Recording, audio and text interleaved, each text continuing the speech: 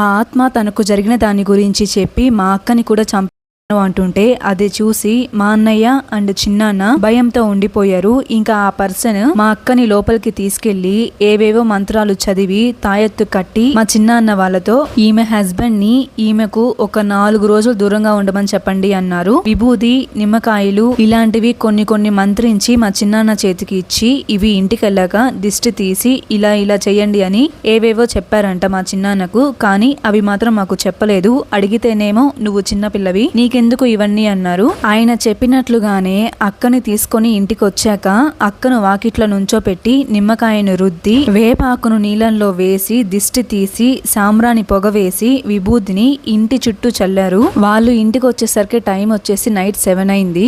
ఇంకా స్నానం చేపించమన్నారు అక్కకి. అమ్మకేమో లోపలికి రాకూడదు. ఇంకా మా చిన్నమ్మ వచ్చింది. మా చిన్నమ్మ వాళ్ళు మా ఇంటి పక్కనే ఉంటారు. లాస్ట్ టైం అక్క ఒంట్లోకి ఆత్మ వచ్చినప్పుడు చిన్నమ్మ వెళ్ళి అక్క చంప మీద కొట్టింది కదా, అందుకని అక్కలో ఉన్న ఆత్మ చిన్నమ్మ మీద కోపంగా ఉంది. అయితే చిన్నమ్మ అక్కకు స్నానం చేయించడానికి తన ఇంట్లో నుంచి వస్తున్నప్పుడు మెట్లు దిగుతూ ఉందంట. అయితే ఆ సమయంలో ఏంటో ఈ పిల్లకి మొన్ననే పెళ్ళైంది, ఇదెవరో కానీ వచ్చి నా కూతుర్ని తగులుకుంది అని బూతులు తిట్టుకుంటూ వస్తుందంట.